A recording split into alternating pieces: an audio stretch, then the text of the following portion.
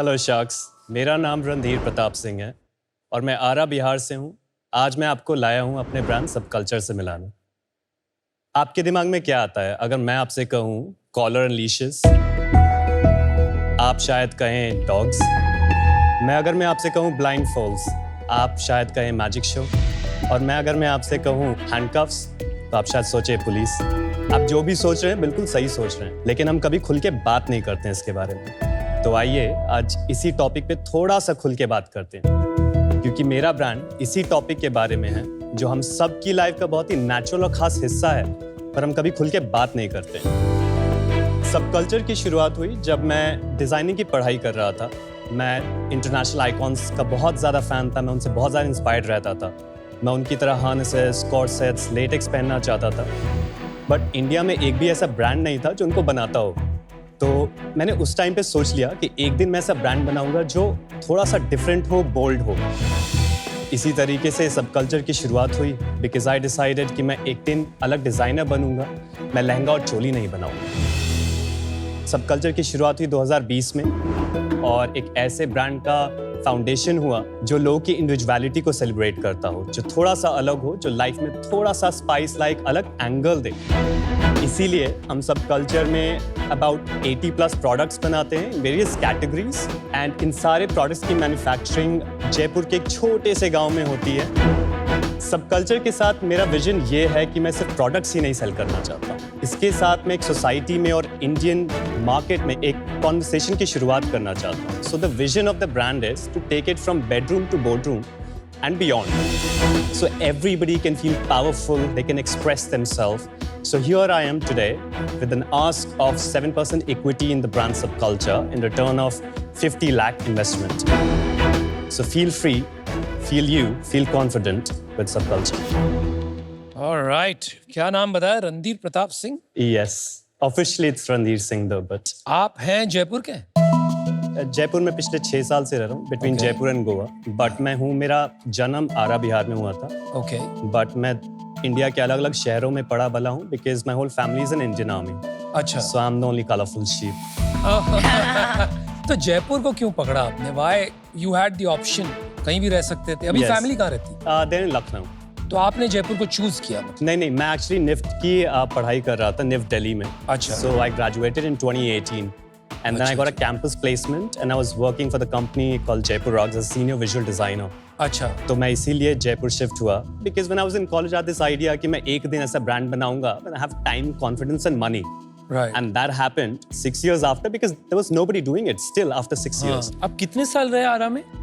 आरा में मैं सिर्फ 2 साल ही। और लखनऊ में? About 10 years. और लंदन में? कभी भी नहीं। तो एक्सेंट कहाँ से आया? एक्चुअली मैं जितने भी पार्टनर्स को आज तक डेट किया है वो they were non-Indians and most of my circle is not Indians. But घर वाले तो इंडियन है। हाँ, मैं उनसे हिंदी में ही बात करता हूँ, लेकिन बिजनेस का एक्चुअली मेरे को आदत है, मैं सारा इंग्लिश में ही बात करता हूँ। आपको क्यों लगता है, क्यों नहीं इंडिया में इतना रेजिस्टेंस क्यों है ये सब बिजनेसेस में घुसने के लिए और इसको स्केल करने के? क्योंकि किसी में वो नहीं था जो मेरे में है। If I put it simply that. क्या भाई?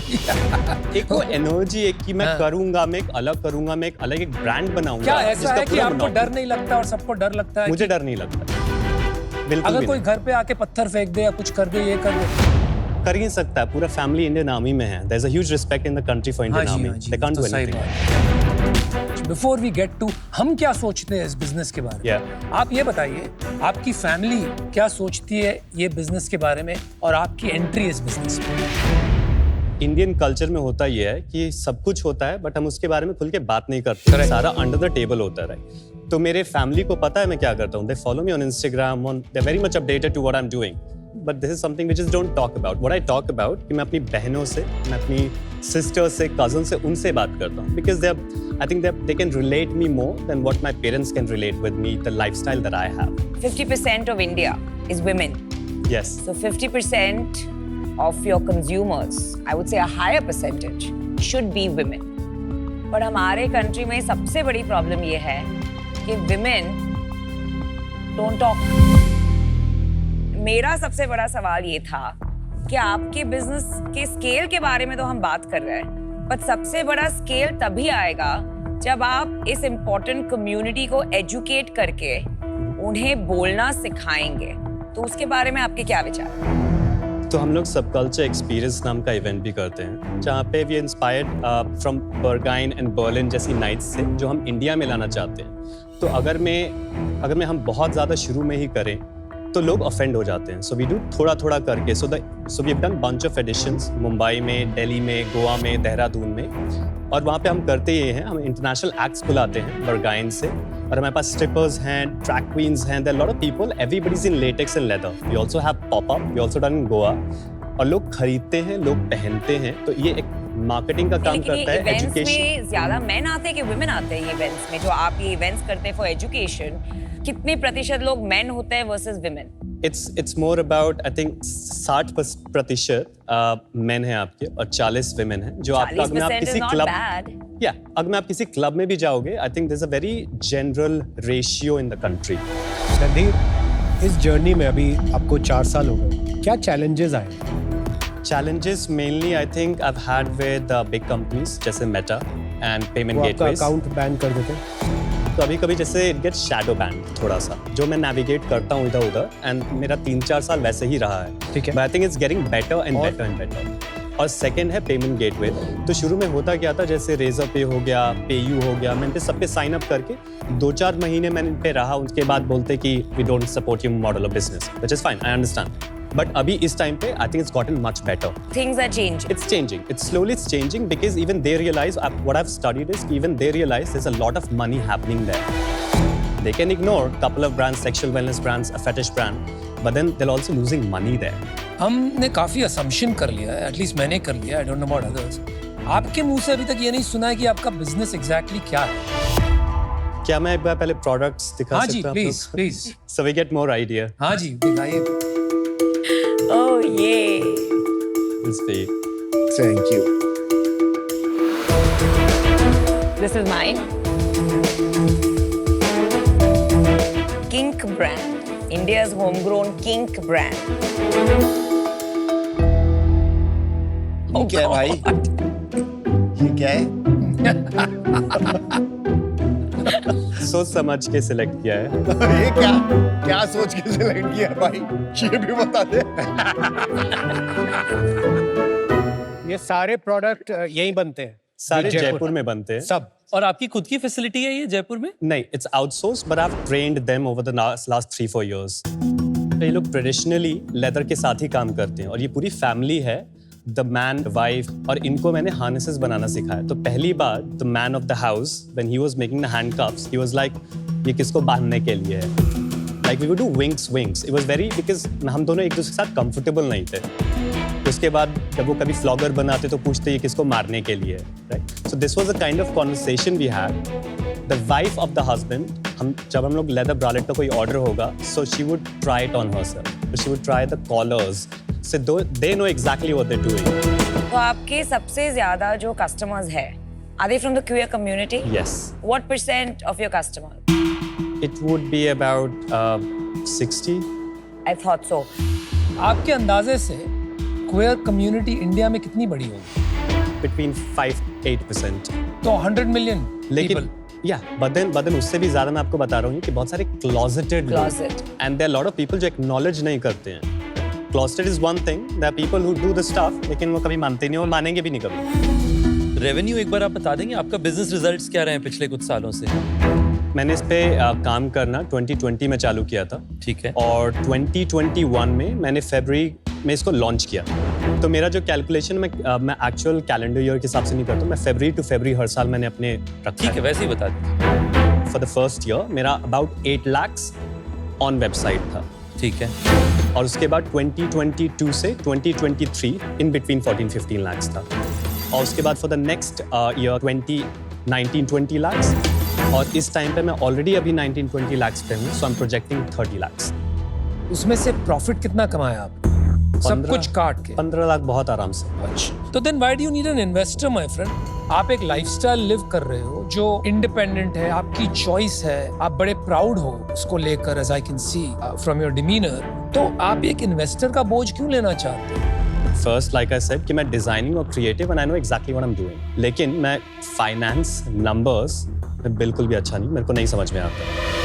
So that's not my forte. So that's why sharks come in. And the second thing is No, money. that's where a co-founder comes in. Investors will not come and run the business with you. No, they won't. They will guide. Yes. The community is also close knit.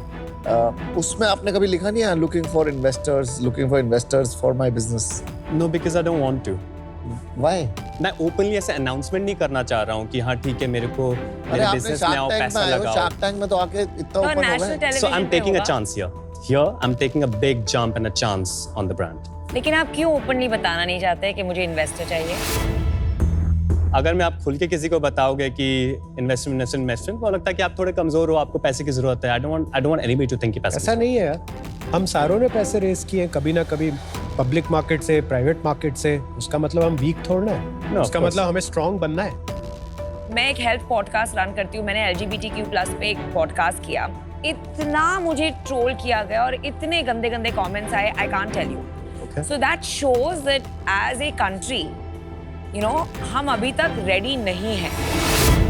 तो मैं आपको ये बताऊंगी कि आप धीरे धीरे धीरे ऑर्गेनिकली आपका बढ़ाते जाइए. आई थिंक ये धीरे धीरे बढ़ेगा in terms of TAM, and then at that point आप एक इन्वेस्टर लीजिए. But not right now, and for that reason I am. No, I understand. But I congratulate you for your courage that you've shown today. Thank you. मैं आपको एक चीज़ के लिए appreciate करना चाहूँगा कि आपने एक टॉपिक जो बहुत आसानी से मजाक या फिर लाइट हो सकती थी, आपने उसे बहुत ऑब्जेक्टिव तरीके से हम लोगों को समझाया, और बहुत कठिन होता है ये पिचेस में करना. तो आपने वो किया, उसके लिए मैं आपको कमेंट करना चाहूँगा.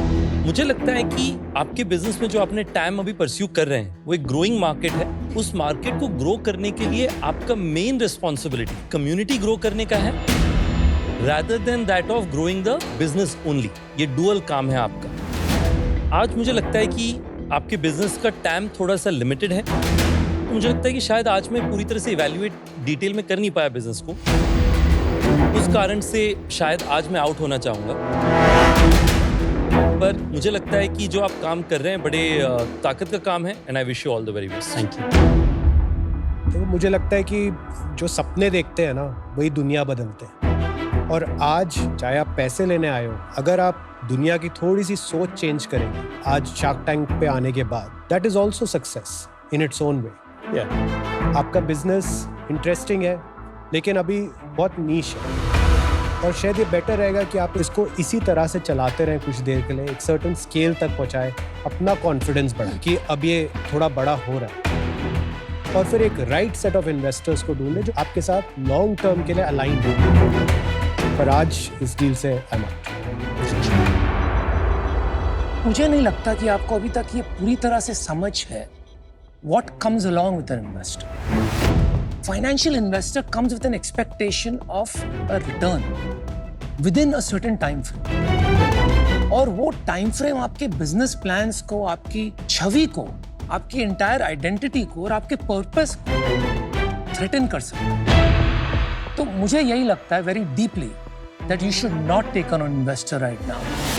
अगर मेरे बस में होता एनी कंपनी आई बिल्ड, मैं कभी इन्वेस्टर नहीं लाता. बट बिकॉज कॉम्पिटिशन आता है, लाना पड़ता है. यहाँ तो कोई आएगा भी. You can build a brand, you can do very well. I am out, but I wish you the best. Yeah. Good luck भाई. Thank you. Mister Randhir Pratap Singh का जोश आता है, नाम बोलने में ही ना वो आता है वजन. तो यार पहले तो मुझे लगता है कि चेंज हो रहा है. मतलब अगर हम अपने ऑफिसेज में भी देखें ना, पहले एक टाइम होता था जब ये एक्सेप्टेंस नहीं थी. पहले तो कम्युनिटी की एक्सेप्टेंस हुई, ठीक है, तो चेंज होगा. That change will happen slowly. अगर थोड़ा सा परसेंटेज देके जैसे को फाउंडर रख लो, क्योंकि फाइनेंस वगैरह में थोड़ा और स्ट्रांग हो, ताकि आप इस पे काम करो जो आपका पर्पस और मिशन है, और वो धंधे पे काम कर लेगी, धंधा कैसे बिल्ड करना, तो शायद कुछ हो जाए. बट अभी अनफॉर्चुनेटली अब. Thank you. Thanks for coming here, educating us. Good luck. Thank you. Thank you. Thank you. Thank you. I came to Shark Tank because I think there were two reasons. Primary was obviously you have the sharks investment. There's quite a chance. And the second is very obvious. You get to advertise. Right? Now, advertising was not my top priority. Investment and advertising was the priority. It was not demotivating. I absolutely understand because they made sure you saw everybody took their quite a time to to let me know and understand where they're coming from, which I absolutely get it. So it's not demotivating as such.